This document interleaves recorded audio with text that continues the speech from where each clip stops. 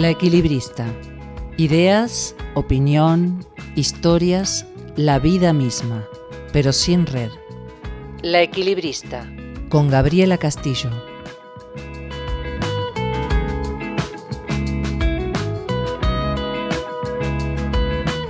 Bienvenidos al cuarto podcast. En esta ocasión he querido plantear con todos ustedes y trabajar en profundidad un tema que ya venía pensando hace tiempo y que casualmente el mes pasado se estrenó una serie que está dando bastante que hablar sobre el mundo adolescente. Voy a proponerles analizar este mundo adolescente desde un punto de vista biológico, psicológico, que obviamente nos atañe a la especie humana, ¿verdad? Los adolescentes de hoy no son ni mejores ni peores que nosotros, obviamente los contextos sociales han cambiado y las reacciones también son distintas. La adaptabilidad a estos tiempos exige otros reajustes. Vamos a meternos de lleno con este tema en el podcast que he nombrado Padres modernos en la vorágine adolescente.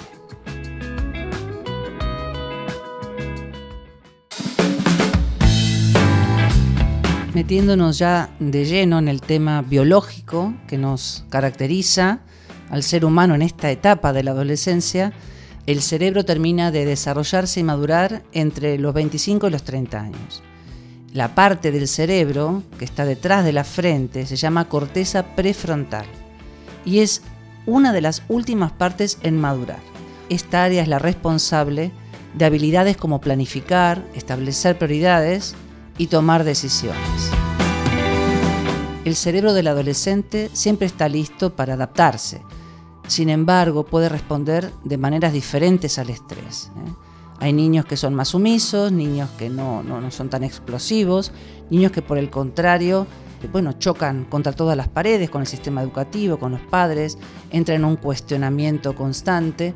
Así que nosotros estamos, por supuesto, valorando y evaluando también nuestras reacciones frente a esta etapa, ¿no? Que la hemos vivido, pero de otra manera, sobre todo los que venimos del siglo pasado, con otras características, con otros padres que nos moldearon también a su manera.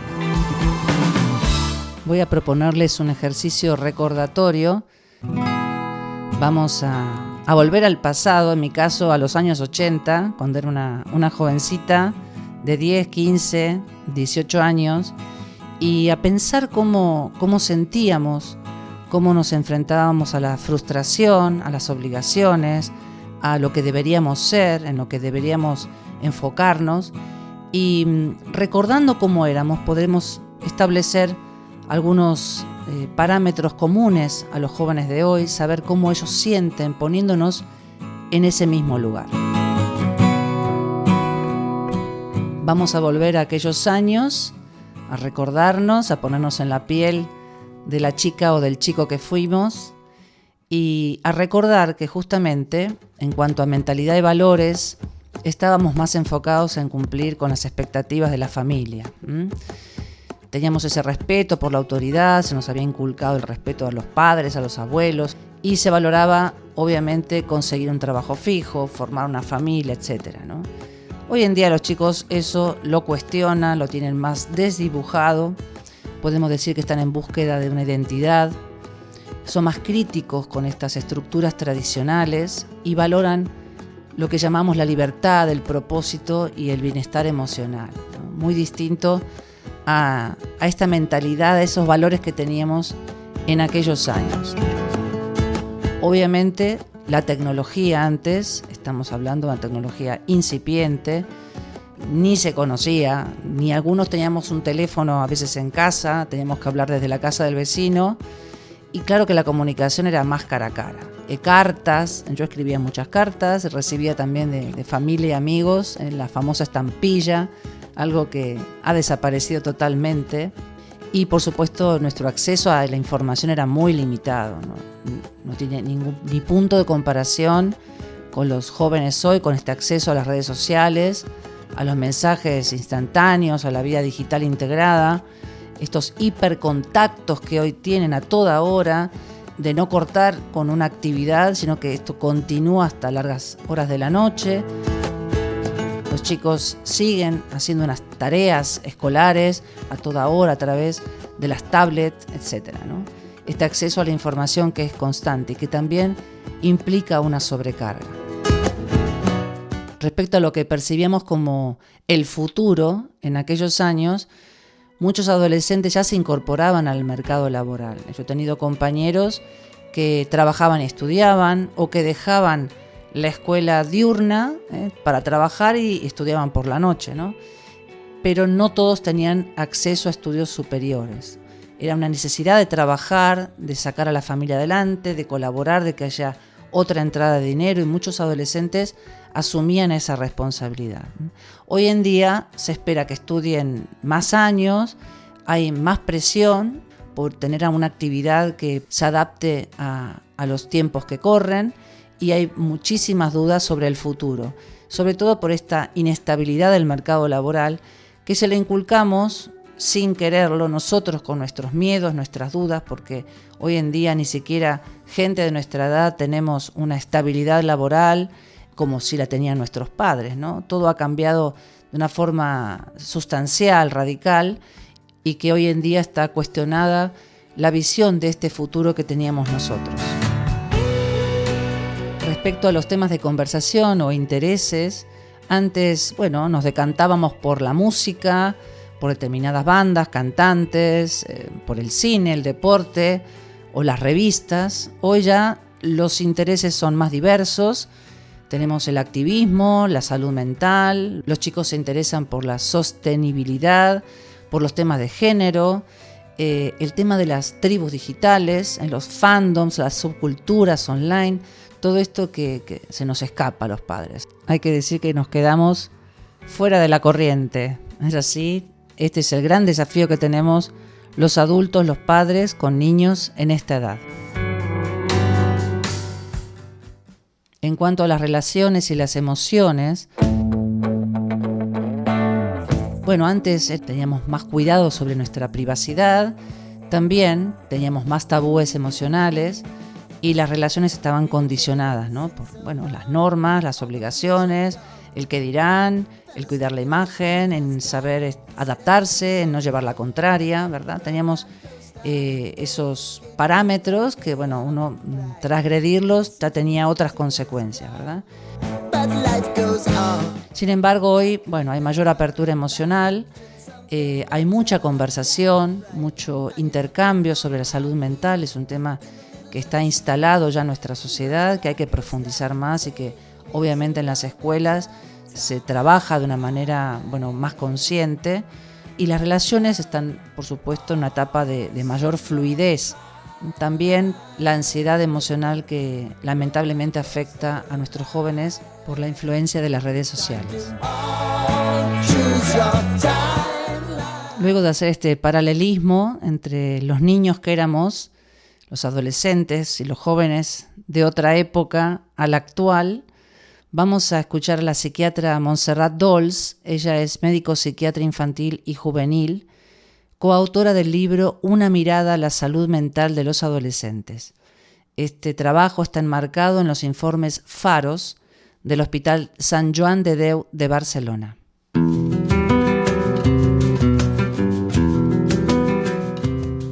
Hay datos de la Organización Mundial de la Salud que nos dicen que de un 10 a un 20% de los adolescentes presentarán o presentan un trastorno mental.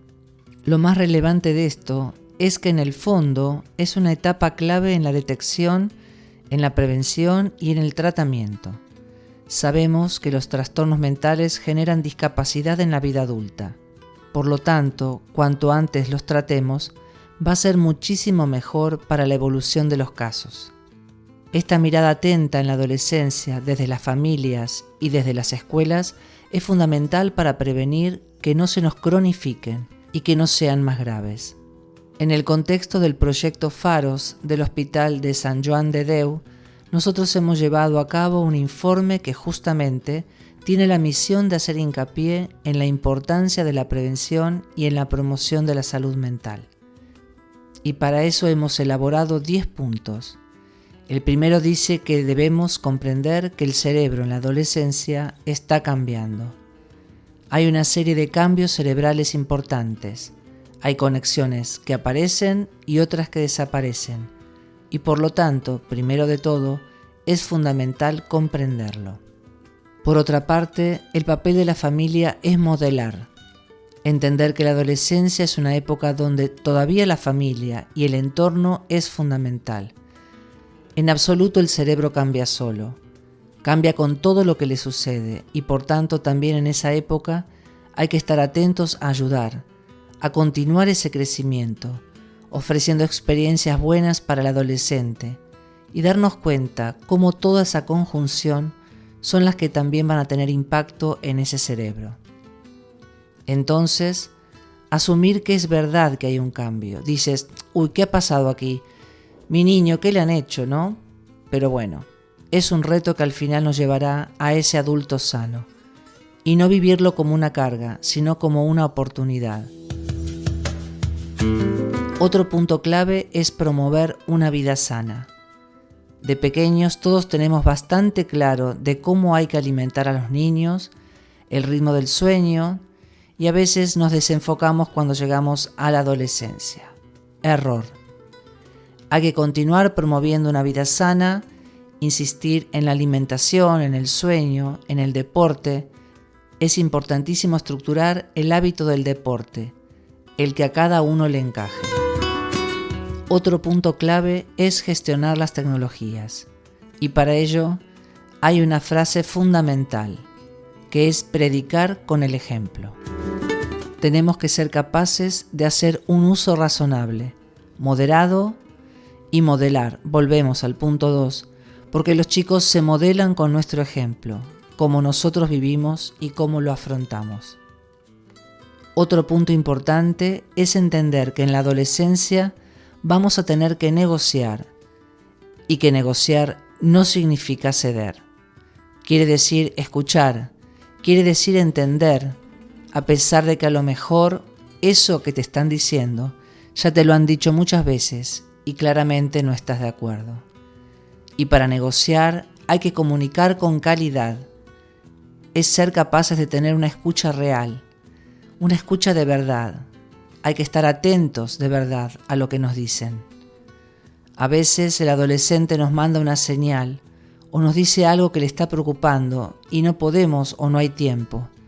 Hay que poder tener esa escucha de calidad y cercana. Creo que eso es lo que va a hacer que realmente sientan que han hablado de verdad. Por otra parte, hay que ser capaces como padres y como educadores de pedir ayuda. Dices, bueno, esto no me cuadra, no acabo de ver lo que está sucediendo, creo que aquí hay un problema, pues hay que ser capaces de pedir ayuda. Hay una red.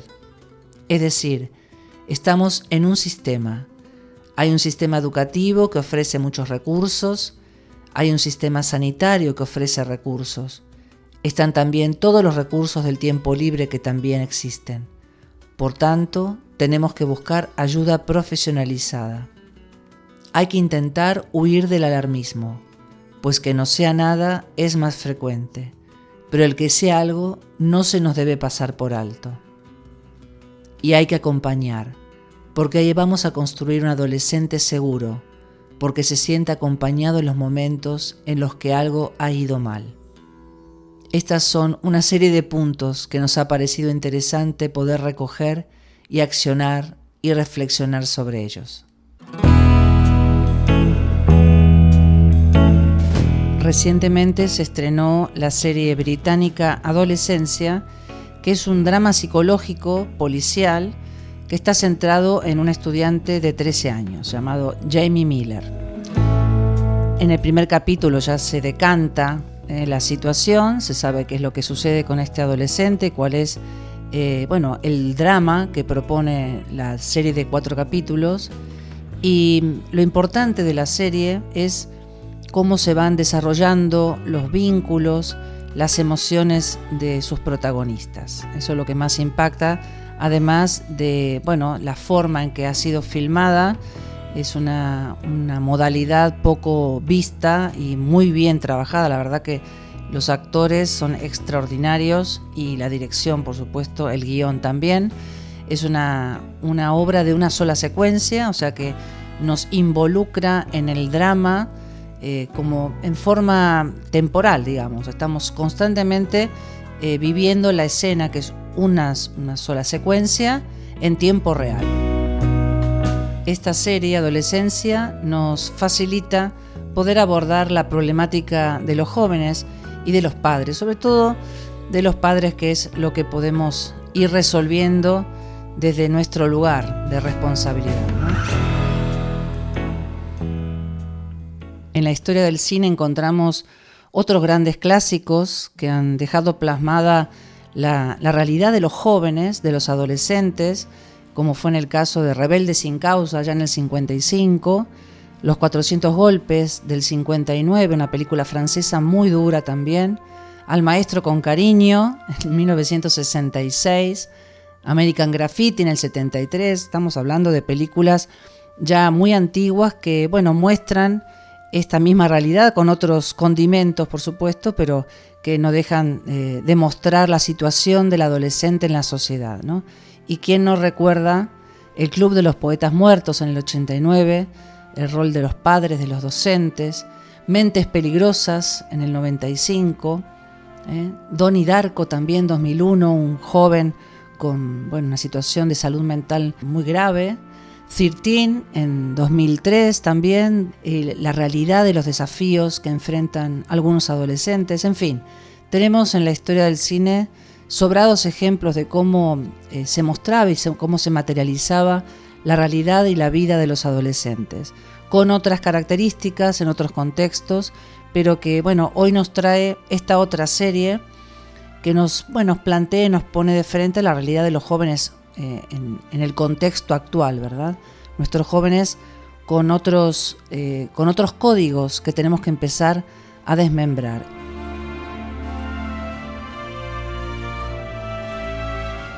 En este aprendizaje constante que debemos hacer los adultos, sean los padres, los profesores, tenemos que, por supuesto, reajustar también nuestras coordenadas y ante los cambios de comunicación que todos los adolescentes presentan, esto de volverse más cerrados o evasivos, intentar fomentar una comunicación abierta, ¿no?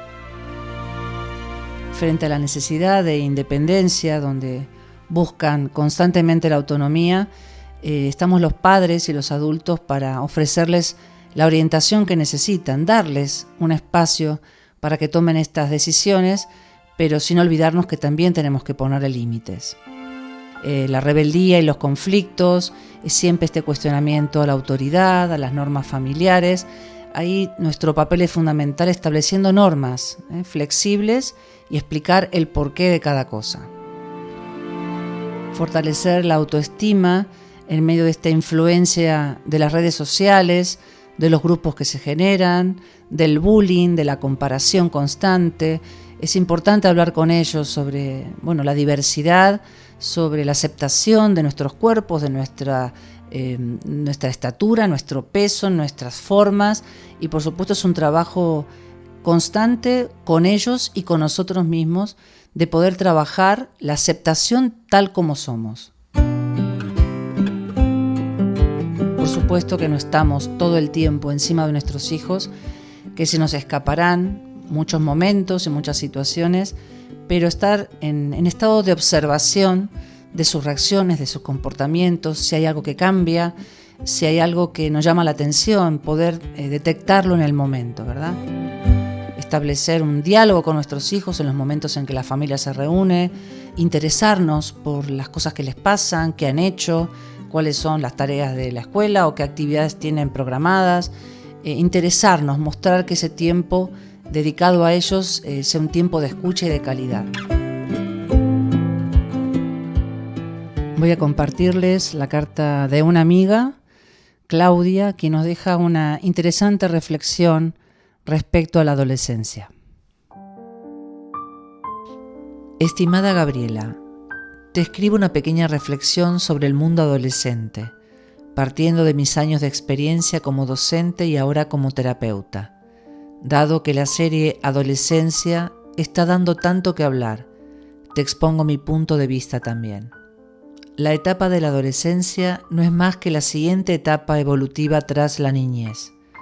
Es una etapa importante para la construcción de una identidad propia y por ello la socialización y los grupos son tan importantes. Sé que para padres y docentes el trato con ellos a veces es complicado, pues sus conductas están más impulsadas por la emocionalidad que por el raciocinio. En esta etapa el neocórtex cerebral aún está en proceso de formación. Es una etapa donde se empieza a dibujar el horizonte de lo que luego será la vida adulta. En la serie se pone de manifiesto cómo puede llegar a afectar no ser valorado por el grupo de iguales y ser sometido al rechazo y a la burla. Así, pudiera parecer que la conducta del protagonista es desproporcionada. Nada más y nada menos comete un asesinato a una compañera, por ser ésta artífice de una especie de campaña de bullying contra él. La reacción es desproporcionada, sí, pero no sé si estarás de acuerdo conmigo en que esta conducta no solo es fruto del supuesto bullying. Las conductas del adolescente dependen en gran medida del contexto afectivo en el que el niño se ha desarrollado durante sus primeros 10 u 11 años de vida. El contexto afectivo principal es la familia, del tipo que sea, pero no es lo mismo un contexto amoroso y tolerante que un negligente y poco afectuoso. Es imprescindible que en la infancia el niño reciba la atención y la validación necesarias a todas sus necesidades de desarrollo y afectivas. Si esto no ocurre, probablemente en la adolescencia haya menos recursos internos para sobrellevar situaciones de estrés, de conflicto o de rechazo social. Lo que quiero resaltar con esto es la importancia de, como adultos, ser referentes sanos y conscientes de cómo educar a los hijos, no solo en las conductas, sino también en lo afectivo. Es crucial que padres y madres entiendan esto y hagan su propio trabajo interno para estar disponibles para los niños que serán adolescentes y luego adultos. Si un niño o una niña no reciben estas bases, probablemente de adultos tendrán dificultades, miedos, inseguridades, etc., en sus relaciones. En la serie antes mencionada queda clara la importancia de esto. Y no estoy queriendo justificar la conducta del chaval, solo incido en la importancia de una influencia adulta, sana y amorosa. Y con esto no estoy queriendo decir que todo valga, para nada. Los niños adolescentes también necesitan límites, firmeza, pero desde el amor, y no desde el grito, la incomprensión, la bronca y yo que sé cuántas otras cosas más. Si el agua en la montaña no se encausa, no llegará a desembocar a ningún mar. Y esto lo puedo hacer extensible a cualquier persona adulta que trate con niños o adolescentes. Como tales, sembremos, cuidemos y pongamos límites para que ellos se puedan construir desde la libertad y la autonomía, para que después puedan sacar lo mejor de sí mismos, vivan en paz y puedan construir un mundo más sano, más tolerante, más comprensivo y más tranquilo. Igual podría seguir disertando más, Gabriela, pero creo que con esto resumo desde mi experiencia lo que te quería compartir. Por supuesto, no estoy en posesión de la verdad, solo es contrastando con otras personas y estudios mi opinión tras muchos años, más de 20, en contacto con el mundo adolescente. Fuerte abrazo, Claudia. Muchas gracias, Claudia, por tus palabras, por tu enfoque tan acertado, sobre todo viniendo de una docente con tantos años de experiencia.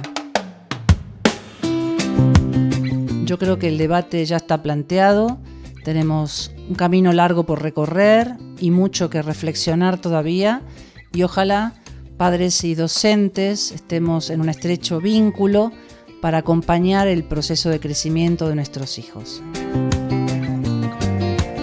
Voy a leerles el cuento Lali, la rebelde, una historia ideal para hablar con nuestros adolescentes. Lali, te he dicho 1000 veces que recojas tu habitación. Mamá, estoy harta de que me lo repitas. La recogeré cuando quiera. Lali acaba de cumplir 14 años y está harta de su madre, de su padre, de su hermano pequeño y a veces hasta de su perro Tini y de ella misma. En el instituto no iban mejor las cosas. Lali percibía que sus profesoras y profesores la tenían demasiado controlada. El trabajo de biología lo recogeré el próximo martes. La exposición oral será el viernes a las 12. Y para el fin de semana... Pero ¿por qué no me dejará la gente en paz? Cada uno que viva y haga lo que se le dé la gana. Qué manía de organizarlo todo, pensó Lali. La mejor amiga de Lali era Sandra, otra adolescente rebelde sin causa, que ahora también protestaba. Pues yo voy a mandar todo la... Mi padre dice que si no apruebo todas, este verano me quedaré en la ciudad. Pero me da igual, que se fastidie, me es indiferente irme o quedarme. Ya somos dos, expresó Lali. Haz la cama, recoge la ropa, ayuda algo en las tareas de casa, acompaña a tu hermano al parque y sobre todo pasas demasiado tiempo delante del móvil. Bueno, esa es la canción de siempre. Como ellos no tuvieron móviles a nuestra edad, mi padre me ha dicho que acabará quitándomelo. Ese será el último día que me vería por casa. Además, él se pasa el día trabajando y cuando llega a casa también se pega al ordenador. Y odio a mi hermano. A él siempre le consienten todo. Y en cuanto yo abro la boca, ¡zas! Todo lo que yo hago les parece mal. Cómo visto, cómo hablo, los amigos con los que voy últimamente, las notas que saco. ¡Ay! Lo dicen, amenazan, pero luego no hacen nada. Nosotras a lo nuestro, tenemos 14 años y tenemos que disfrutar la vida. Tenemos que disfrutar de nuestra adolescencia. Eso, a disfrutar y pasando de todo. Con decir no a todo, suficiente razón. Esa misma noche Lali se encontraba en su habitación, con el libro de biología abierto, pero conectada a sus redes sociales y hablando con su amiga Sandra, entre otros. Lo que faltaba, Sandra, ahora me dice Alberto que pasa de mí, que como amigos. Este es un engreído. No le des más vueltas, Lali. ¿Vas a estudiar biología? Yo me quedaré por aquí sin hacer nada. Me da igual sacarme un 4 que un 1. Total, no voy a probar. Ni yo tampoco. El profesor me tiene manía, está claro. Lali, para de hablar cuando explico. No dibujes cuando exponen en clase. No te sientes así. Quítate la cazadora en clase. Estoy harta. Lali cortó la comunicación con su amiga Sandra, como si de un adiós se tratara. Estaba muy claro que Lali era un hervidero de emociones y no sabía controlar todas o ninguna. Habían tenido muchos cambios en su cuerpo en poco tiempo, y también en su cabeza, en su forma de actuar. En cualquier caso, Lali no era feliz porque se sentía incomprendida y tampoco sabía muy bien cómo remediarlo, si es que tenía remedio. En cualquier caso, Lali no era feliz porque se sentía incomprendida y tampoco sabía muy bien cómo remediarlo, si es que tenía remedio. En una crisis de histeria y nerviosismo, lanzó el móvil hacia arriba, hacia el techo, y no le dio tiempo a recogerlo con las manos.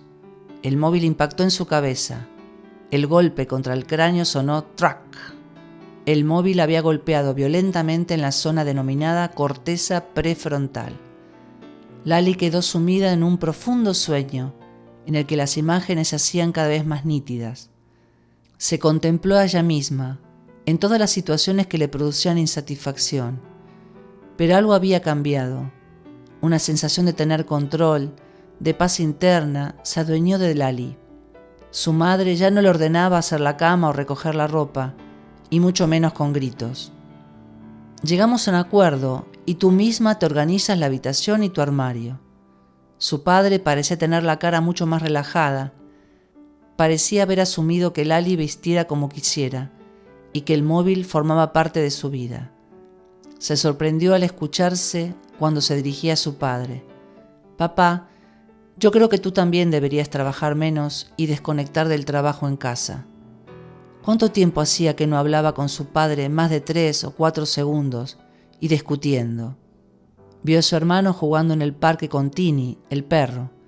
Enseguida comprendió que eran parte de su familia, que ni a ella le iban a cambiar, ni ella podía pretender cambiarlos. Eran su hermano y su perro, simplemente. En escena apareció el profesor de biología, tan serio como era en realidad, Apartó sus lentes de sus ojos y escribió en la pizarra lo mismo que había escrito el primer día del curso. Trabajo y respeto, curso completo. Tampoco es tan malo estudiar biología. Además me da igual si el profesor es guapo o feo. Si tengo actitud positiva, lo haré mucho mejor en sus clases, pensó Lali.